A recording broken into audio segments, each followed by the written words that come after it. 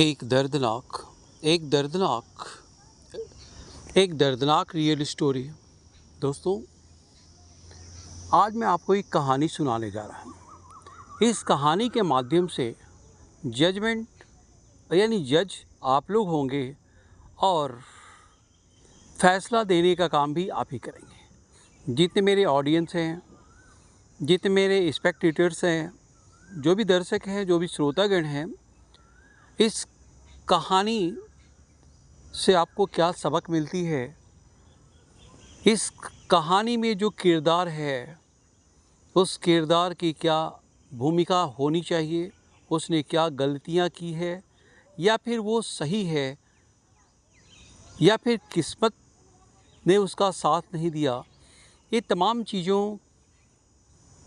के बारे में आपको अपनी वन सेंटेंस या वन वर्ड में कमेंट देनी है। तो लीजिए दोस्तों, मैं एक अजूबे इंसान की कहानी सुनाता हूँ जो शायद ढूंढने में आपको ऐसा शख्स शायद ही कहीं पर दिखाई दे। पूरी दुनिया में आप खोजेंगे या फिर सर्च करेंगे, आपको हर तरह के आदमी में सिमिलरिटी मिल जाएगी, लेकिन इस तरह के आदमी की जिसकी कहानी मैं सुनाने जा रहा हूँ, शायद ही वो आदमी या उसके नेचर या उसके एटीट्यूड आपको कहीं पर दिखाई पड़े। तो लीजिए दोस्तों, आप कहानी देर न करते हुए मैं कहानी की शुरुआत करता हूँ। ये कहानी है एक ऐसे शख्स की जो अपने घर का बड़ा पुत्र है। वह देखने में विनम्र और शांत है। उसने पोस्ट ग्रेजुएशन तक पढ़ाई की है। वो बहुत पढ़ाकू है, होनहार है। पढ़ाई के अलावा उसे कुछ भी सूझता नहीं था। यानी सामाजिक दायरा क्या होता है, समाज के साथ कैसे फेस करनी है, सामाजिक रिश्ते को कैसे निभाना है, इसके बारे में वो दूर दूर तक कुछ भी ना तो जानता था, न तो उसने किसी से सीखने की कोशिश की, या फिर उसके माता पिता ने ना ही सिखाया। पढ़ाई पूरी होने के बाद से उस शख्स की एक ही जीत थी, एक ही तमन्ना थी कि वह गवर्नमेंट सेक्टर में जॉब करे। कहाँ पर जॉब करे? गवर्नमेंट सेक्टर में जॉब करे, और भी गवर्नमेंट सेक्टर में एक ऑफिसर के पोस्ट पर जॉब करे। उसके लिए उसने बहुत सारी पढ़ाई तो की, साथ साथ बहुत सारे कंपटीशन की तैयारी भी की। लगातार तैयारी करता रहा और बहुत सारे एग्ज़ाम अलग अलग स्टेट में जा कर के देता रहा। यानी स्टेट और सेंट्रल लेवल, दोनों लेवल पर उसने गवर्नमेंट जॉब पाने की भरपूर कोशिश की, भरपूर पढ़ाई की। लेकिन इन सारे सब कुछ करने के बावजूद भी, यानी 5 साल की सघन मेहनत, ग्रेजुएशन के बाद 5 साल की सघन मेहनत करने के बाद भी उसे गवर्नमेंट जॉब नसीब नहीं हुई। दोस्तों, अब एक बात आती है कि ग्रेजुएशन के बाद ही उसने पॉकेट मनी के लिए या पॉकेट खर्च के लिए कुछ बच्चों को ट्यूशन पढ़ाना शुरू कर दिया था। क्या पढ़ाना शुरू कर दिया था? ट्यूशन। वो ट्यूशन से क्या होता था कि उसकी वैल्यू बढ़ती गई। चूँकि वह पढ़ाकू बच्चा था, तो जिसके कारण वह कन्विंसिंग पावर उसकी अच्छी थी। वह स्टूडेंट को अच्छी तरह से ट्रीट करता था, अच्छी तरह से डील करता था, अच्छी तरह से कॉन्सेप्ट उनके क्लियर कर देता था, जिसके कारण इसकी पॉकेट मनी की वैल्यू डे बाय डे बढ़ती गई। मतलब उसने ट्यूशन की संख्या थोड़ी बहुत बढ़ाते हुए अपने पॉकेट मनी को हाई लेवल तक पहुंचा दिया। इस प्रकार से जब गवर्नमेंट, और इस पैसे से वह नई नई किताबें खरीदना, कंपटीशन की तैयारी करना, अलग अलग स्टेट में जाकर के एग्ज़ाम देना, वहाँ पर अलग अलग होटलों में रहना, और एग्ज़ाम ख़त्म होने के बाद भी वह जहाँ पर जाता था वहाँ पर वह 1-2 दिन बिताकर, यानी घूम फिर कर ही वापस आता था। यानी उसको घूमने फिरने का भी बहुत ज़्यादा शौक़ था। ठीक है, उसको मूवी देखने का भी शौक़ था। वह प्रायः एवरी मंथ 2 या 3 सिनेमा मूवी या थिएटर में ज़रूर देखता था। उसको संगीत से भी भरपूर लगाव था। बाकी चीज़ों से उसको कोई लगाव था ना। फ्रेंड सर्किल क्या होती है, रिश्तेदार क्या होते हैं, रिश्ते नाते क्या होते हैं, इनके बारे में उसको कोई भी मतलब नहीं था या फिर वो ज़रूरत महसूस नहीं करता था। तो दोस्तों, इतने प्रयास करने के बावजूद भी जब उसको गवर्नमेंट जॉब नहीं लगी और उसके बहुत सारे दोस्त जो पढ़ाई में उसके बराबर नहीं थे, उससे नीचे थे, जो कभी कभार इससे हेल्प लेने भी आते थे या इसके साथ मिल बैठ के कुछ प्रॉब्लम को शेयर करते थे, उन बहुत सारे दोस्तों की कहीं न कहीं किसी न किसी गवर्नमेंट सेक्टर के किसी न किसी डिपार्टमेंट में जॉब हो गई, परंतु इस शख्स यानी इस कैंडिडेट या लड़के की नहीं हुई, जिसके कारण इसका मन बहुत दुखी हुआ या तड़पने लगा, छटपटाने लगा, इसको अपने जीवन से मोह भंग हो गया और यहाँ तक कि उसने सुसाइड करने की भी योजना बना ली। अब कहानी का दूसरा पड़ाव शुरू होता है।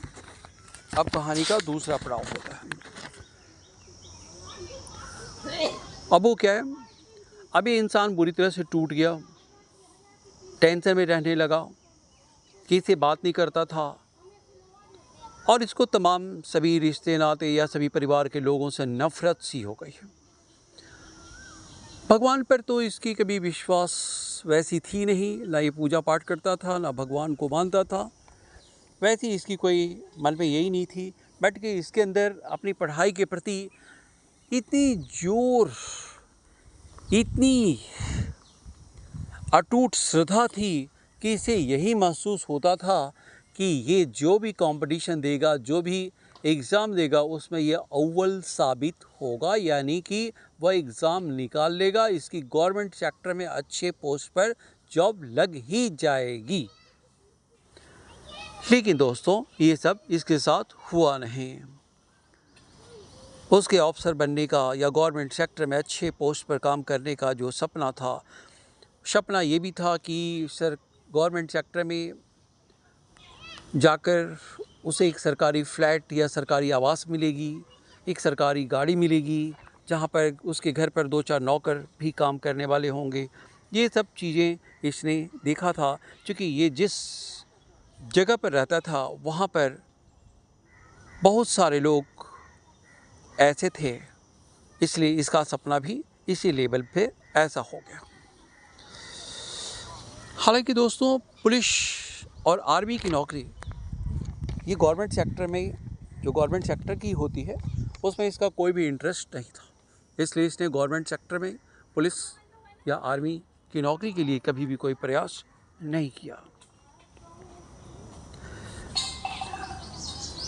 अब उसके बाद से फिर उसने क्या किया, अपनी मर्जी से। दोस्तों, ये बात ध्यान रखिएगा कि वह कंटिन्यू पॉकेट मनी के लिए या फिर एक्स्ट्रा इनकम के लिए कुछ न कुछ अपने घर वालों से बिना कुछ पैसे मांगे, बिना उससे मदद मांगे, बिना उनसे कोई सलाह मांगे, वह सारे काम खुद करता था। और उस पॉकेट मनी से उसने कुछ समय के बाद एक नया काम शुरू किया और वह पेन बनाने का काम करने लगा। पेन मतलब जैसे रेनॉल्ड का पेन हो गया, तो रेनॉल्ड का पेन की नकल करके उसने रेनॉल्ड का पेन निकाला, रिफिल बनाई, रैपर लिया, उसकी नोजल बनाई, उसको मार्केट तक पहुंचाया। फिर कैंडल बनाने का काम किया, कैंडल की मशीन खरीदी, कैंडल के लिए रॉ मटेरियल खरीदे, कैंडल के लिए रैपर खरीदे, थ्रेड खरीदे, और ये सारी चीज़ें वह कलकत्ता से जा कर के रॉ मटेरियल्स ट्रक के माध्यम से लेकर के आता था। इस प्रकार से इसने कैंडल और पेन का काम 1 साल तक किया और इस प्रकार से 1 साल तक करते करते उसने साथ साथ ट्यूशन भी किया, ट्यूशन का काम भी करता था और साथ साथ ये भी काम करता था, ये सोचकर कि कल को बिजनेस अच्छी तरह से चलने लगेगा और जब चलने लगेगा तो कुछ इनकम होगी अच्छी खासी, तो अपने परिवार को बहुत सारी खुशियाँ देगा, अपने माँ बाप को खुशियाँ देगा, अपने परिवार को खुशियाँ देगा। परंतु 1 साल तक काम करने के बाद यहाँ पर इसकी प्रोग्रेस रिपोर्ट ज़्यादा इम्प्रूव नहीं हुई, जिसके कारण यह इसमें भी असफल हो गया और इसने इस काम को भी छोड़ दिया। उसके बाद दोस्तों, चूँकि इसके सर्कल हमेशा बड़े बड़े लोगों से रहे, तो किसी डॉक्टर की कंसल्ट में आने पर ये पटना से BAMS का कोर्स किया, bachelor of allopathy medicine and surgery का कोर्स किया। और ये कोर्स जब पूरा हो गया तो उसने अपने घर से 60 किलोमीटर दूर धनबाद के महोदा में जाकर एक क्लिनिक खोली। उस क्लिनिक का उसने नाम रखा भारत क्लिनिक और अपना नाम रखा डॉक्टर अंजय।